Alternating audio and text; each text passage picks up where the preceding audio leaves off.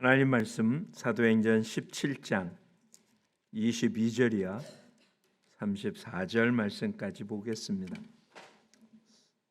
사도행전 17장 22절로 34절 말씀까지입니다. 같이 읽겠습니다. 22절 바울이 아레오바고 가운데 서서 말하되 아덴 사람들아 너희를 보니 범사에 종교심이 많도다. 내가 두루 다니며 너희가 위하는 것들을 보다가 알지 못하는 신에게라고 새긴 단도 보았으니 그런즉 너희가 알지 못하고 위하는 그것을 내가 너희에게 알게 하리라. 우주와 그 가운데 있는 만물을 지으신 하나님께서는 천지의 주제시니 손으로 지은 전에 계시지 아니하시고 또 무엇이 부족한 것처럼 사람의 손으로 성됨을 받으시는 것이 아니니 이는 만민에게 생명과 호흡과 만물을 친히 주시는 이심이라. 인류의 모든 족속을 한 혈통으로 만드사 온 땅에 살게 하시고 그들의 연대를 정하시며 거주의 경계를 한정하셨으니 이는 사람으로 혹 하나님을 더듬어 찾아 발견하려 하게 하려 하심이로되 그는 우리 각 사람에게서 멀리 계시지 아니하도다. 우리가 그를 힘입어 살며 기동하며 존재하느니라. 너희 시인 중 어떤 사람들의 말과 같이 우리가 그의 소생이라 하니 이와 같이 하나님의 소생이 되었은즉 하나님을 금이나 은이나 돌에다 사람의 기술과 고안으로 새긴 것들과 같이 여길 것이 아니니라. 알지 못하던 시대에는 하나님이 간과하셨거니와 이제는 어디든지 사람에게 다 명하사 회개하라 하셨으니 이는 정하신 사람으로 하여금 천하를 공의로 심판한 날을 작정하시고 이에 그를 죽은 자 가운데서 다시 살리신 것으로 모든 사람에게 믿을 만한 증거를 주셨음이니라 하니라. 그들이 죽은 자의 부활을 듣고 어떤 사람은 조롱도 하고 어떤 사람은 이 일에 대하여 내 말을 다시 듣겠다 하니 예 바울이 그들 가운데서 떠나매 몇 사람이 그를 가까이 하되 믿으니 그 중에는 아레오바고 관리 디에누시오와 다말이라 하는 여자와 또 다른 사람들도 있었더라. 아멘. 매월 둘째 주는 우리 교회 학교 함께 예배드리는 통합 예배입니다. 아이들이 예배 끝날 때까지 좀 얌전히 앉아 있을 수 있는 모습이 없을 수도 있으니까 충분히 좀 고려해 주시고 배려해 주시기 바랍니다. 원래 가정이라는 게 그런 것 아니에요. 갓난아이가 있으면 울기도 하고 떼도 부리고 그게 가정인 것처럼 교회가 장례식처럼 그렇게 고요한 모습이 아니니까 충분히 좀 이해해 주시기를 부탁드립니다. 먼저 올해 표를 함께 제창하죠. 가서 제자 삼으라. 우리 지난주에 말씀드렸던 것처럼 이번 부활절 우리는 우리가 전도하고자 하는 예비신자를 초청하는 부활절과 구원대의 초청잔치를 함께 할 것입니다. 그래서 내일서부터는 집중적으로 여러분의 삶 속에 전도 대상자들을 놓고 기도하고 그들에게 복음을 전하는, 지난주에 광고했던 것처럼 예비신자 명단을 가능하면 작성하셔서 교회로 제출해 주면 그분들을 위해서 계속 기도할 테니까 적어도 3명 정도의 예비신자 명단을 꼭 작성해서 작성급 용지가, 큼직한 용지가 하나는 교회 제출용으로 하나는 본인 거로 이렇게 되어 있거든요. 꼭 작성해서 내주시기를 바랍니다.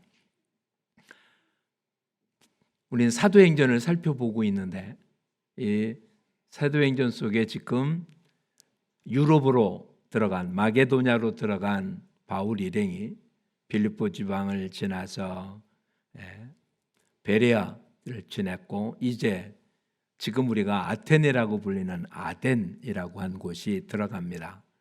이곳에선 다른 그 어떤 데보다 긴 설교의 내용이 기록이 되긴 했지만 큰 열매는 거두지 못해서 어떤 학자들은 아덴에서의 모습은 실패한 것처럼 그렇게 소개되기도 합니다.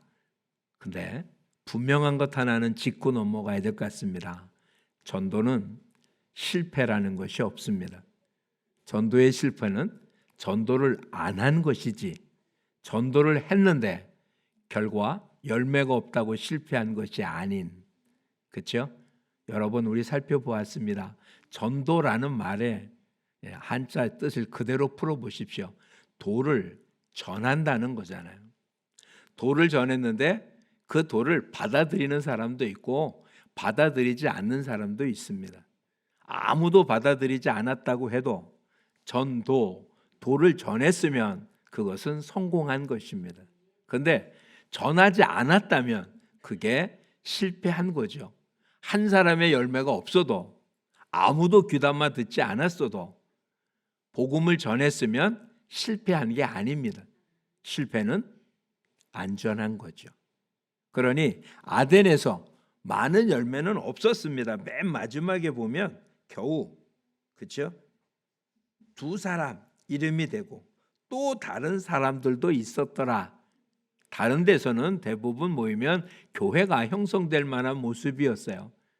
그러니까 적어도 가정 단위로 예수를 믿거나 그랬는데 아덴에서는 정말 이름이 기록된 2사람, 다른 사람 뭐 이런 정도로, 그리고는 뭐 도망가듯이 그곳을 피해 나갈 수밖에 없었기 때문에 어찌 보면 실패한 것처럼 보이지만 다시 한번 살핍니다.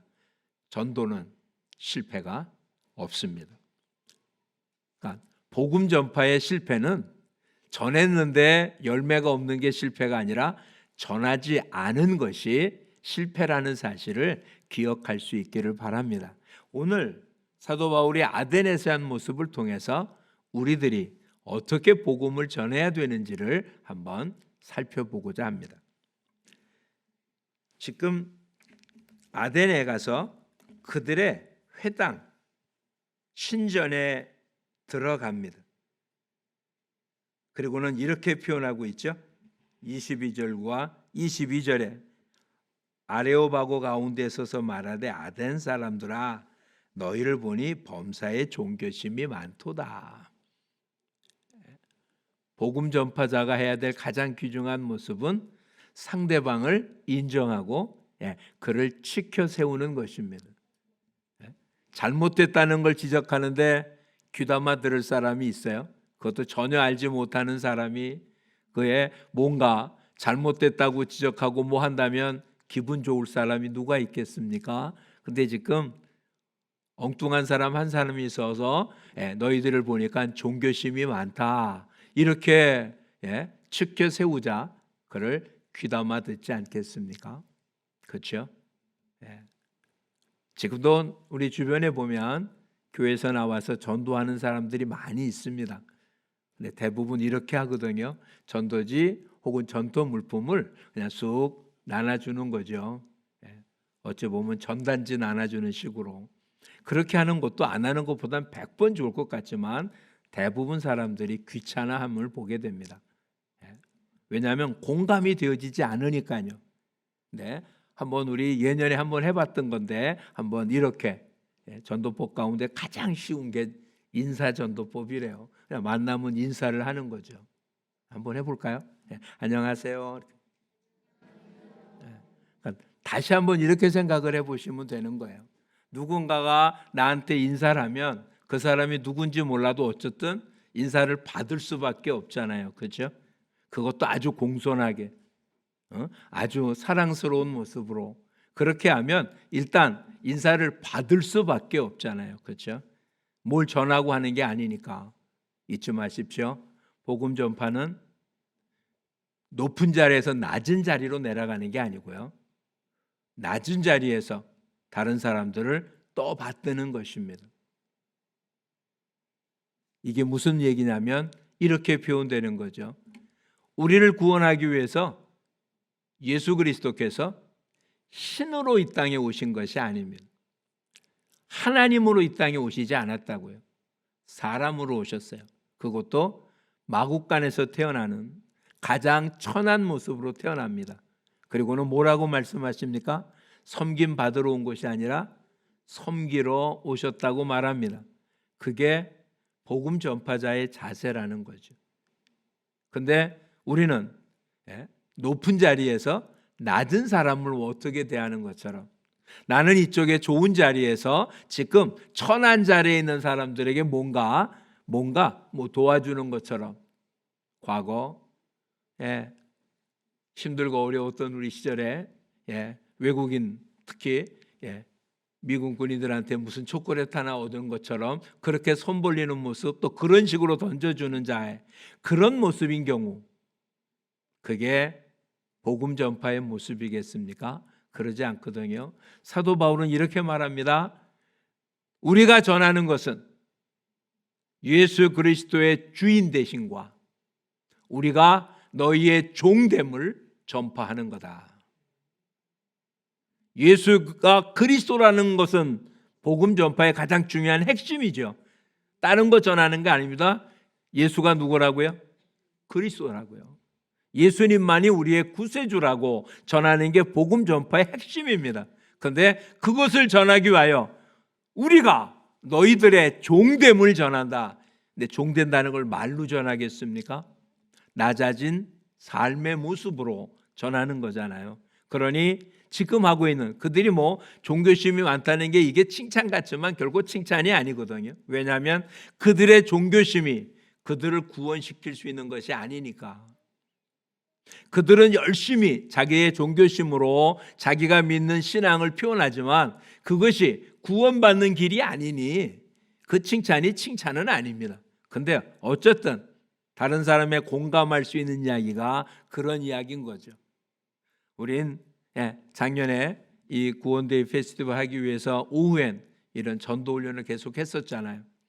인사를 한 뒤에 뭔가 말을 붙입니다. 그렇죠? 예수 믿으십니까? 뭐 합니까? 그러면 모든 사람은 아니지만 그래도 반응하는 사람이 있지 않겠어요? 나는 불교입니다. 나는 천주교요. 옛날에 다녀봤지만 나는 이제 관심이 없습니다. 교회 다닌 사람처럼 그렇게 깍쟁이도 없습니다. 등등. 어떤 반응을 일으킬 때 그 반응이 좋은 모습으로 반응하면 좋지만 그러지 않은 경우도 있잖아요. 싸우듯이 덤벼드는 모습에도 놓치지 말아야 됩니다. 복음 전자는 지금 어떤 자세로 일한다고요? 종입니다. 종이 주인 섬기듯. 이건 지금 뭔가 우리가 전하는 메시지를 받아들이게 하는 수단이 아니라 성경이 우리한테 알려주는 모습이기 때문에 그렇습니다. 그렇죠? 아까 뭐라고요? 사도 바울이 뭐라고요? 우리가 너희의 종됨을 전파한다고요. 그러니까 종의 자세로 복음을 전하는 것, 이것입니다. 오늘 본문에 나타난 것처럼 참 종교심이 많다. 그리고는 이렇게 표현합니다. 이렇게 표현해요. 23절 같이 한번 읽어볼까요? 내가 두루 다니며 너희가 위하는 것을 보다가 알지 못하는 신에게라고 새긴 단도 보았으니 그런즉 너희가 알지 못하고 위하는 그것을 내가 너희에게 알게 하겠다. 우선 종교심이 많다고 칭찬하고, 내가 보니까 이 신전 안에 알지 못하는 신, 이 다신교를 섬기고 있는 사람들의 특징은 그런 거거든요. 모든 신을 그들이 화나지 않게 해야 돼요. 이 신 잘 섬겼는데 이쪽 신이 화나면 내가 해코지 당하니까 모든 이들에게, 만신에게 다 해야 되잖아요. 근데 이 신전 안에 자기들이 생각할 수 있는 수없이 많은 신상을 만들어 놓는데 혹시 빼먹은 신이 있을까 봐, 그래서 어느 제단은 뭐라고요? 알지 못하는 신에게, 이렇게. 그래서 좀 그런 식의 모습, 굉장히 합리적이죠. 근데 지금 바울이 뭐라고 얘기합니까? 내가 너희가 알지 못하는 신, 그를 너에게 소개하겠다. 얼마나 관심 기울이게 들어볼 수 있겠습니까? 공감하고 전해주는 표현입니다. 자, 이렇게 한번 살펴보시죠. 이미 우리 오후 예배에 참석했던 분들은 이 전도 훈련 속에 나타난 모습을 알 수 있는데, 예수 믿으냐고 묻더니 아니요, 우리는 가지 않고 예수 안 믿어요. 그러면 뭐라고요? 이렇게 한 번 더 질문을 던져보는 거죠. 그럼 제사 지내시나요? 예수 믿지 않는 대부분의 한국 사람들은 제사 안 지낸 사람 하나도 없잖아요. 그렇죠? 제사 지낸다는 것은 영혼이 있다는 걸 믿는 것 아닌가요? 근데 제사는 귀신에게 하는 거지 조상에게 하는 게 아닙니다. 성경에 나타났어요. 제사는 이방신에게 드리는, 우상에게 드리는 것이지 그게 지금 당신들 조상한테 드리는 게 아니잖아요. 주어진 모든 것을 인정하되 그들이 지금 잘못 알고 있는 것을 제대로 알려준다는 것, 이게 복음 전도인 거예요. 그리고는 말합니다. 뭐에 대한 이야기합니까? 하나님이 어떤 분인지를 설명하고 있는 거예요. 하나님을 믿지 못하는 가장 큰 이유는 하나님을 볼 수 없기 때문입니다. 그렇죠? 볼 수 있다면 왜 못 믿겠어요? 볼 수 없으니까. 우리는 또 알고 있는 메시지가 있죠. 우리의 꼬맹이도 잘 아는 얘기입니다. 그렇죠? 하나님이 보이지 않게 없다고 하는 얘기가 얼마나 잘못된 얘기인지는 이렇게 설명했었습니다. 공기가 눈에 보이지 않지만 숨을 쉬어보면 공기가 있다는 걸 알 수 있고, 전파가 눈에 보이진 않지만 TV를 켜보면 전파가 있다는 걸 알 수 있듯이 하나님이 눈에 안 보여서 없는 것 같지만 하나님 믿어보면 하나님이 계신 걸 알 수 있습니다. 또 이렇죠. 지금 가지고 있는 휴대폰, 갖고 있는 성경책, 여러분 옷, 이 모든 것 누군가 만든 사람이나 만든 공장이 있습니다. 그렇다면 해, 달, 별, 나무, 꽃, 새, 동물, 이것은 도대체 그냥 존재하지 않을 텐데 누가 만들었을까요? 과학이 아무리 발달돼도 피 한 방울 만들 수 없습니다. 그것이 인간 이성의 한계입니다. 생명은 하나님이 만드셨습니다. 인간은 죄인이라 다 죽을 수밖에 없는데 예수 그리스도를 통해서 우리에게 구원의 놀라운 능력을, 생명을 우리에게 주신 것입니다. 30절 이렇게 표현하고 있어요. 알지 못하던 시대에는 하나님이 간과하셨지만 이제는 어디든지 사람에게 다 명하사 회개하라 하셨다. 회개하면 어떻게 한다고요? 구원 얻습니다. 그렇죠? 이게 복음의 핵심이었던 거예요. 그렇게 전했더니 두 종류의 사람으로 나타났습니다. 죽은 자가 부활했다. 그럼 오늘 우리가 기록된 내용 속에는 32절 말씀, 그들이 죽은 자의 부활을 듣고, 31절에 보면 죽은 자 가운데 다시 살리신 것으로 모든 사람에게 얘기해서 간단하게 이렇게 했겠지만 아마 더 많은 설명을 했겠죠. 기록은 요 정도 했겠지만, 그러니까 죽은 자가 부활했다는 말을 듣고는 아이고 뭔 소리인지 하나도 모르겠다고 대부분 떠났는데, 그런데 그 중에 가까이 믿은 사람 몇이 있었다, 이런 이야기잖아요. 오늘 전하면 듣는 사람이 있습니다. 당장 열매가 나타날지 안 나타날지는 모르지만, 그러니 우리 모두 잊지 마십시오. 복음은 전하면 되는 것입니다. 땅 끝까지 이르러 내 증인이 되라고 주님 말씀하십니다. 오늘 저와 여러분에게 이 모습은 하면 좋은 거고 안 하면 어쩔 수 없는 그런 사항이 아닌 거예요. 우리 모두를 증인으로 삼으셨거든요. 또한 전도에 미련한 것으로 사람을 구원하는 것, 이게 하나님이 우리 생명을 구원하시는 하나님의 방식인 거거든요. 사도 바울은 그래서 자신을 빚진 자라고 소개했어요. 빚진 자. 빚진 자면 당연히 빚을 갚아야 되잖아요. 어떻게 갚겠어요? 사도 바울은 로마에 보낸 편지 가운데 사랑의 빚 이외에는 누구에게도 아무런 빚도 지지 말라. 즉 물질의 빚을 지지 말라는 거예요.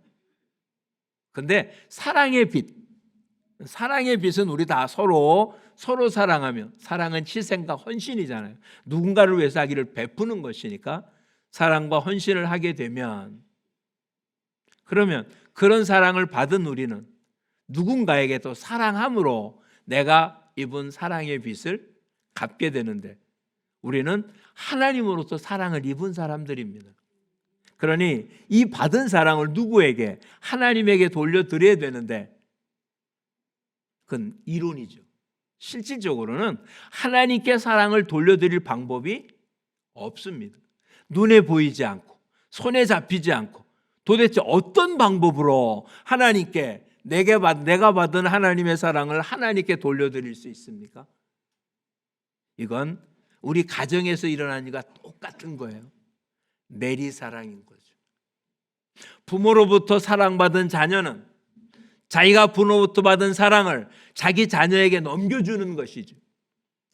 부모는 자녀 다시 받으려고 생각 안 하잖아요.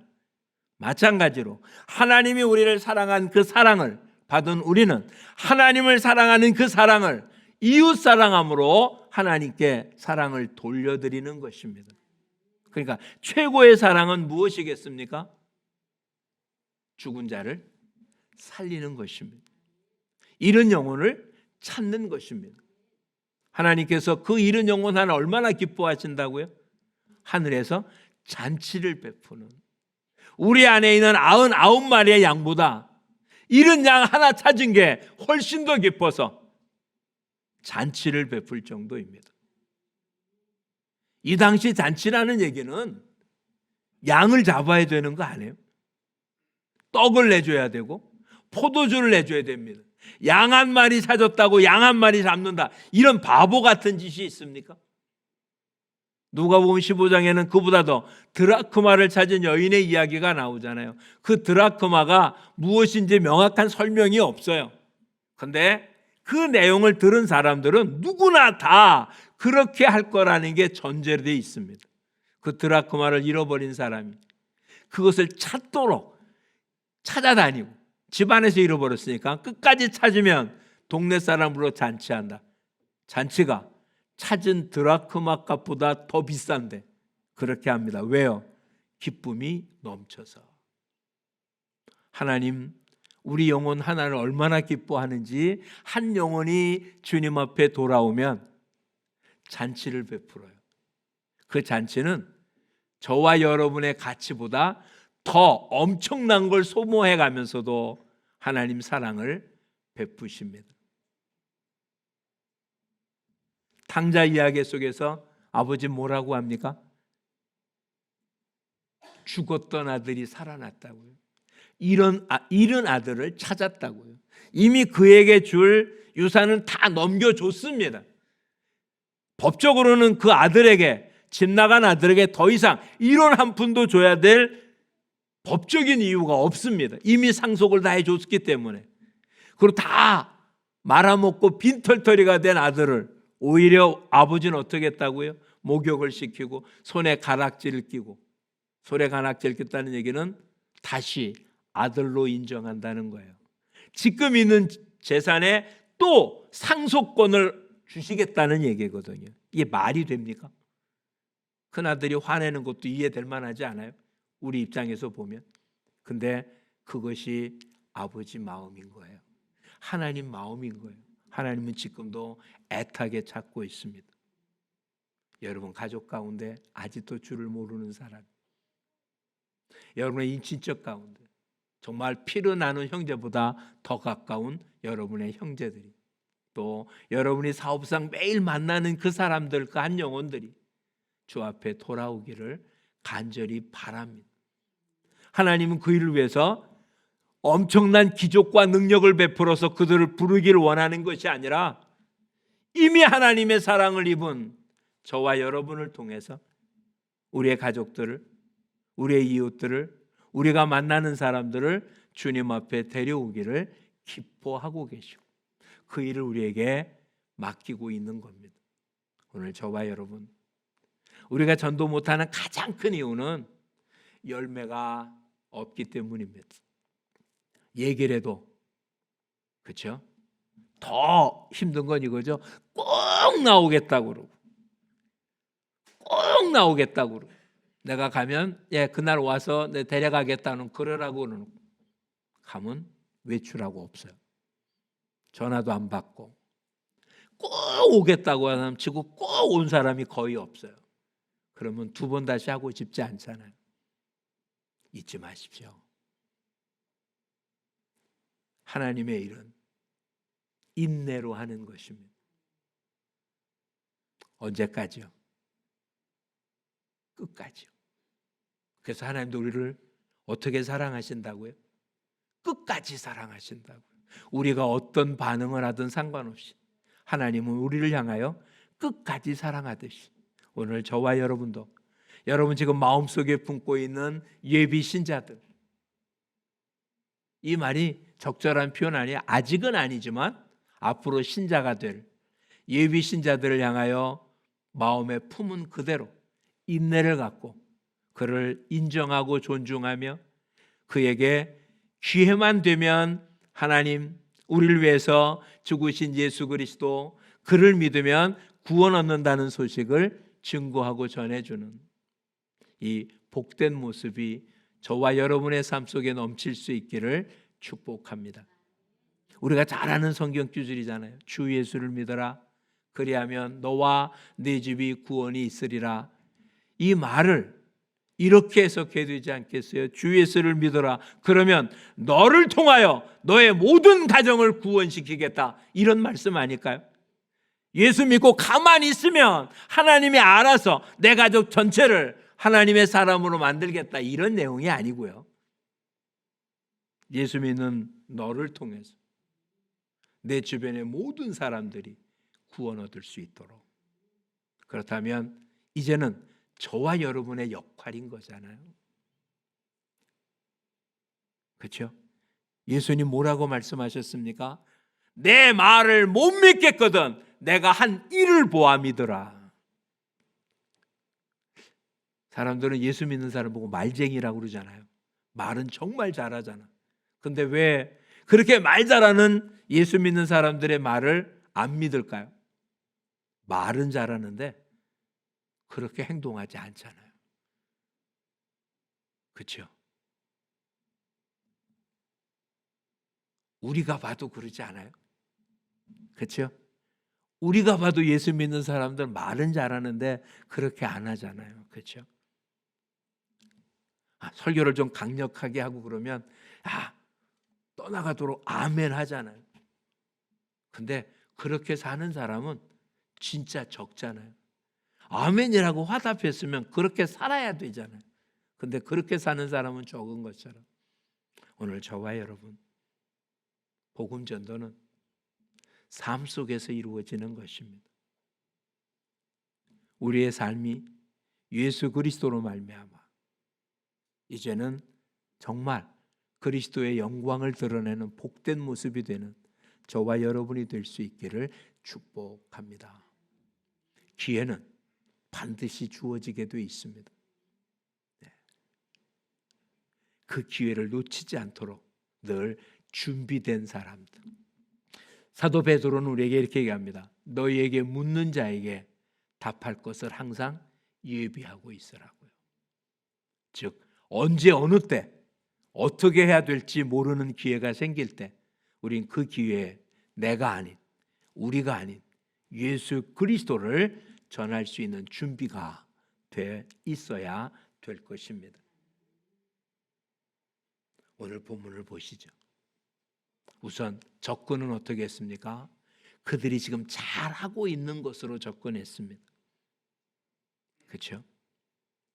우린 다 죄인이라고 얘기할 때 무슨 소리요? 나는 잘못한 게 없는데, 그러면 에이 무슨 소리예요? 뭐 사람은 마음으로도 다 죄, 이렇게 깎아내릴 게 아니라 어우 정말 착하게 잘 살았나 봅니다. 법 없이도 살 만큼, 다른 사람 인정할 만큼 그래 잘 살았겠군요. 근데 문제는 여기 있습니다. 세상의 법은 행위를 따져서 잘했다 못했다고 따지지만, 하늘의 법은 우리 마음이 어떠냐에 따집니다. 행동으로 옮기지는 않지만 시기하고 질투하고 미워했다면 성경은 그것을 죄라고 이야기합니다.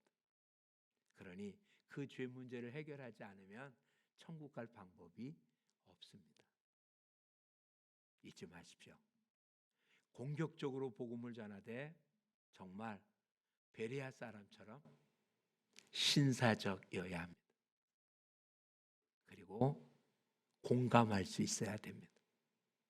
그것은 지금의 그의 상태를 인정해 줄 때만 가능합니다. 잊지 마십시오. 지금 우리가 쓰고 있는 종교 용어의 70%는 불교 용어입니다.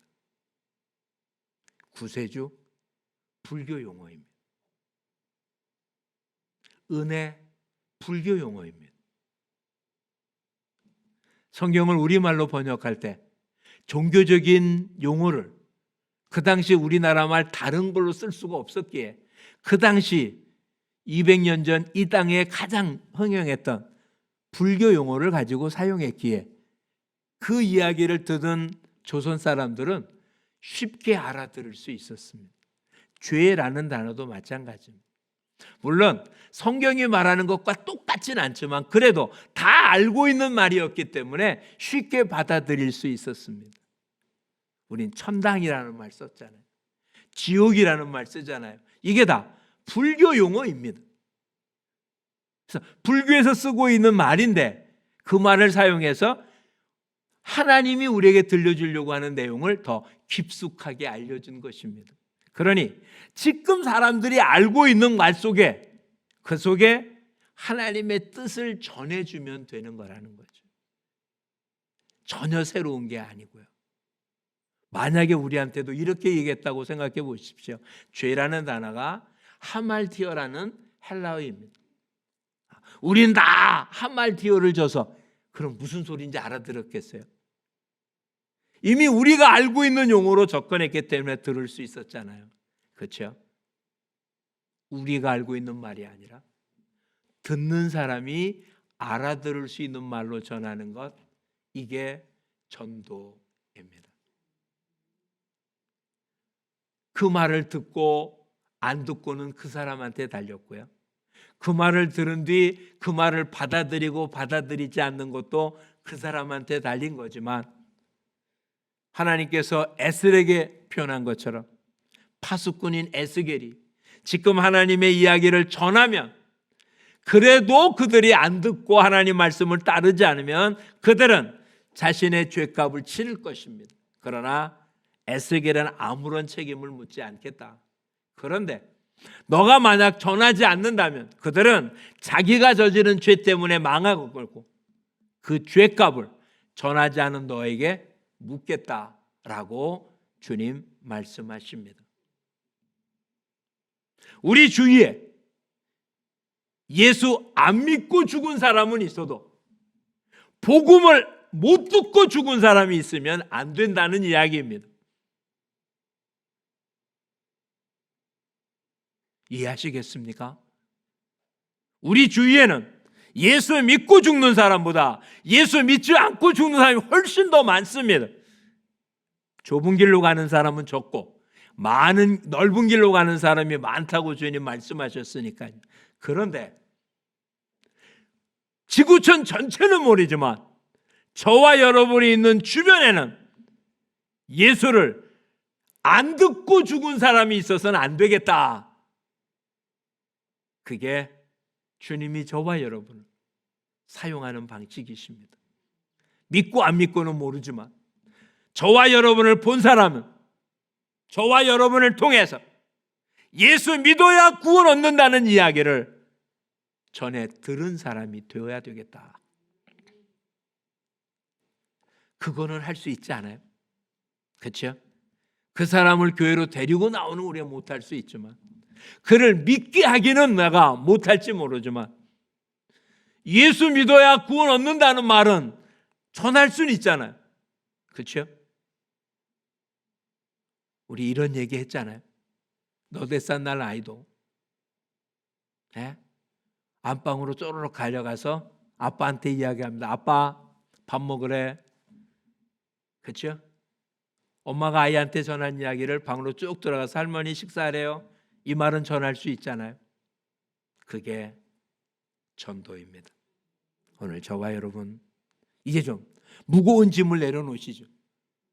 일단 중요한 거 하나, 우리 모두를 전도자로 불렀다는 건 성경 전체가 우리한테 알려주는 진리입니다.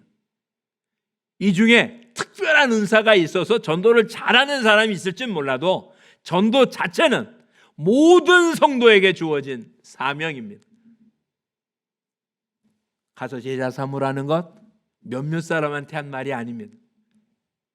모든 제자에게, 모든 믿는 자에게, 증인이 되라고 한 말 모든 사람들에게 한 말이지 특정된 몇몇 사람의 한 얘기가 아닙니다. 그러니 우리 모두는 복음 전파자입니다. 이제는 이 일을 감당하는데 부담스러워하지 말고요. 부담스러워하지 말고 한번 따라해 주시겠습니까? 듣든지 아니 듣든지 나는 전한다. 복음 전도자의 자세를 가지고 저와 여러분 좀 매일 그래야 되겠지만 지금부터 부활절까지 이 몇 주 동안은 좀 더 집중적으로 만나는 사람들마다 예수 믿으라고 전하고, 그 중에 여러분 마음속에 부담스럽게 준 영혼들은 기도하며 부활절 같이 참여할 수 있도록 미리 많은 공을 좀 세우는 그런 모습이 되기를 축복합니다. 주님은 지금도 영혼이 돌아오기를 기다리고 있습니다. 기도하겠습니다. 고맙습니다, 주님. 우리를 전도자로 불러주셨는데 주님 잘 아시죠? 참 부담스럽습니다.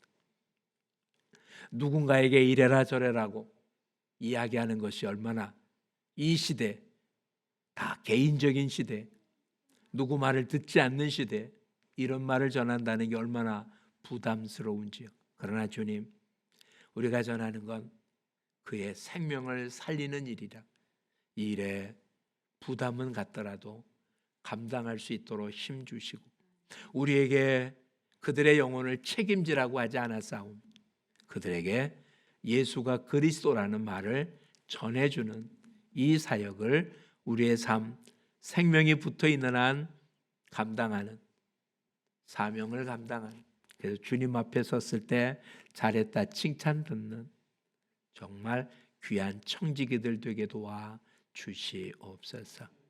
아버지, 듣든지 아니 듣든지 전도자의 사명을 감당하라고 한 주의 말씀을 기억하며 이제